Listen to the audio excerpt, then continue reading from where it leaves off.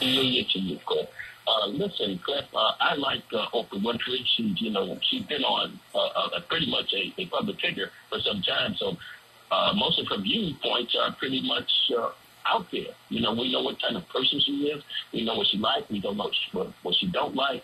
We know she got a favorite thing show that we know what her favorite thing is.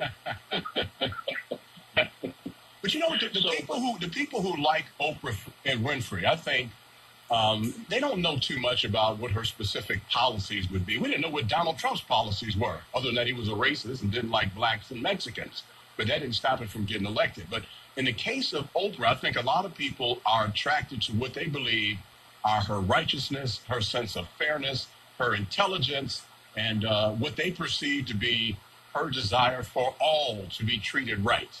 And I'm not so sure that's not a bad way to look at somebody if you want to support her for president.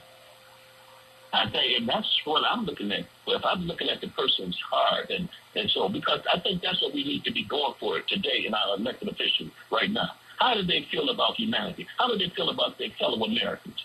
And that's what, we get for Oprah Winfrey. We already know what she feels. She's a very sensitive and put on subject matters on her show that reflected the Americans that live here. So I think Oprah Winfrey and Michelle Obama ticket would be one of the greatest tickets of all times. What do you think, Cliff? Winfrey Obama, a all-women, all-black woman ticket. Les, I appreciate the call. I got to mull over that a little bit. That was an interesting call there. It would get some support. I think there are a lot of whites, frankly, and especially those who supported Donald Trump, who would absolutely lose their minds if an Oprah Winfrey, Michelle Obama ticket even came close to winning in this country. 313-778-7600. Right back to our phone lines where Everett is on line 5. Hey, Everett, good afternoon. Thanks for calling. Yeah, Cliff. So, I want to lay something out there about Oprah Winfrey. And then, but real quick, I want to touch on what Tim was saying about, Donald Trump or the left, talking about, they just support anybody for any, for no reason whatsoever. When Donald Trump announced that he was thinking, matter of fact, no, before he announced he was going to run, when his name was thrown out there, people were like, oh, yeah, I vote for him out. He's a businessman. He's a this, he's a that. Now, let's look at Oprah Winfrey real quick. Let's compare the two of them. Look at where Oprah Winfrey came from. Look at what she's built.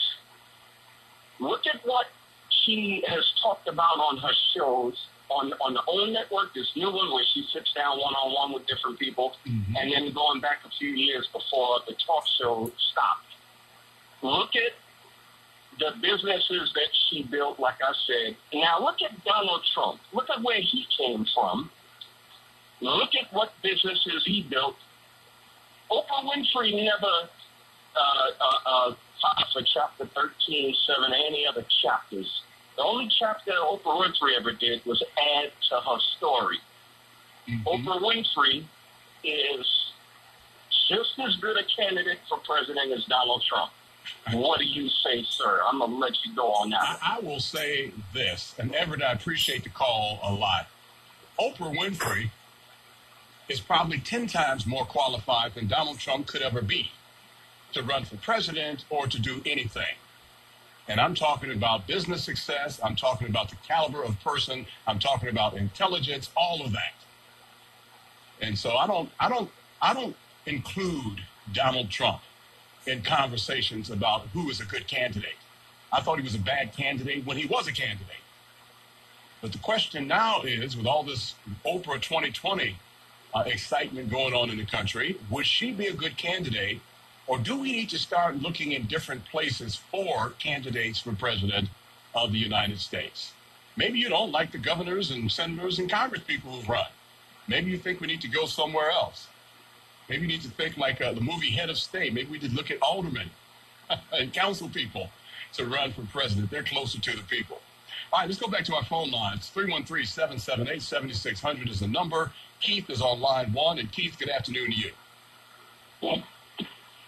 Yes, sir. How's it going, Cliff? Real good. Yeah, I believe that Yes, I believe Oprah Winfrey would have the sense to pick the best advisors, and I believe she would listen to them.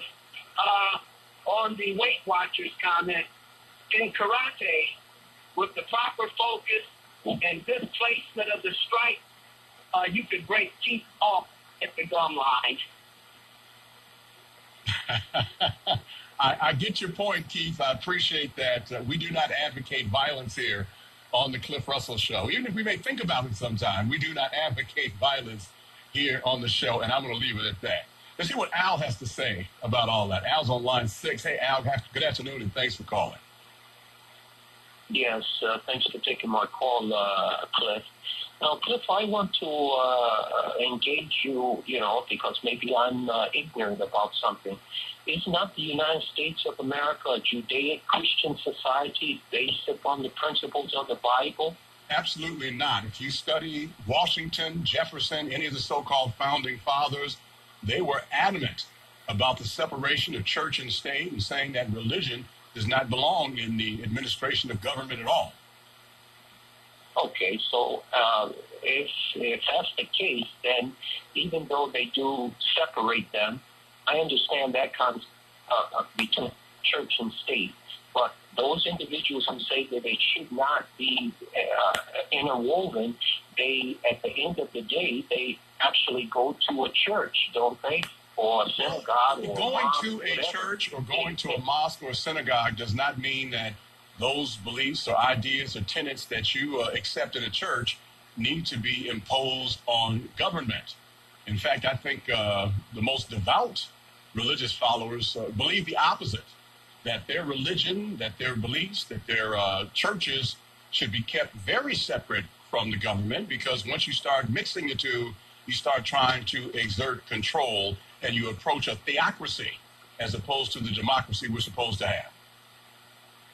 Well, there are 350 million, give or take, in this country. So my position is that there has to be a division. The division is how many people want to go with evil and corruption and how many people to go with God-given values. So my understanding is this is a Christian society.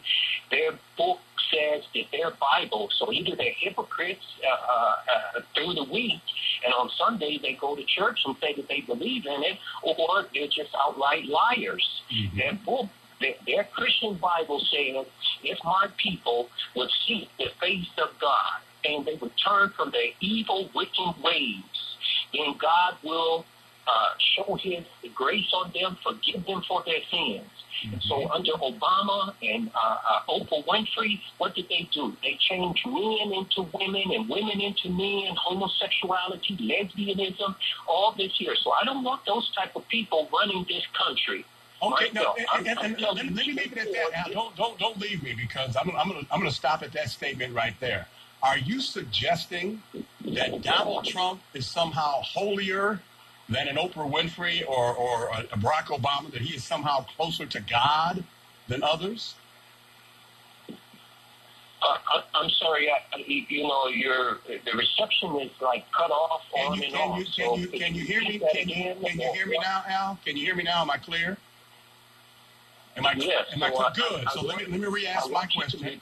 I will do that. Let me re-ask the question right now.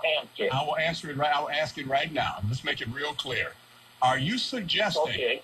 Are you suggesting that Donald Trump is somehow holier or closer to God than Oprah Winfrey or Barack Obama or any of the Democrats and so-called liberals? Well, I'll go back to your Christian Bible. What does God say?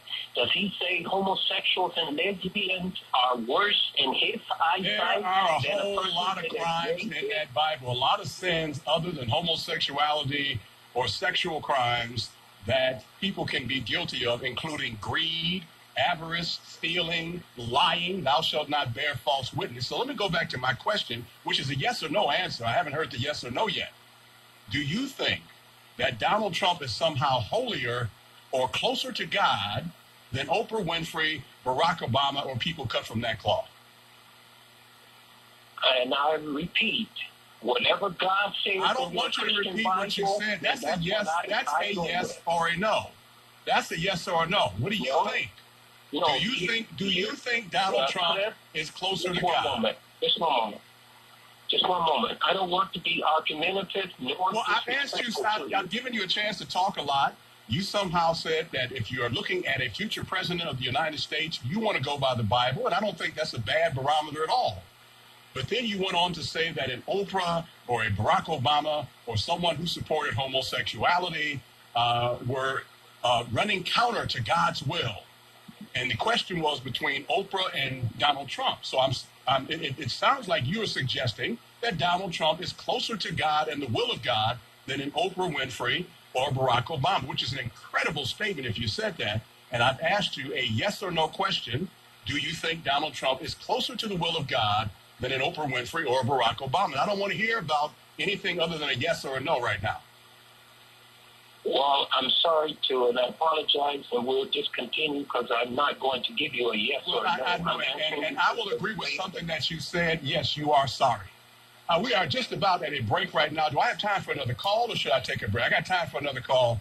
All right. I mean, that is one of the most disingenuous things I've ever heard. You're going to suggest that an Oprah Winfrey or Barack Obama are running counter to God because of their stance on homosexuality, which may or may not be true. I'm not even arguing that.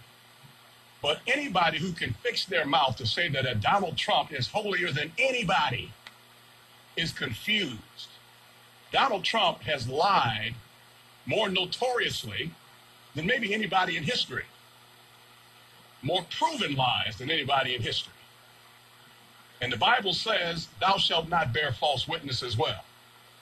It also talks about treating people fairly.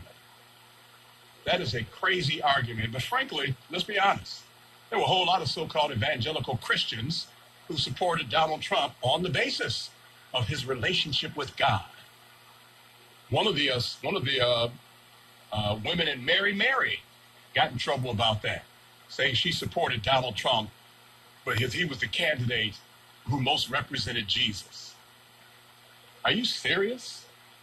We got to take a break right now. When we come back, we're going to take your calls, and we got Mike Imhotep coming in. We're still talking about Donald Trump and a resistance to Donald Trump, especially amongst African Americans. Fascinating lecture that Mike is giving.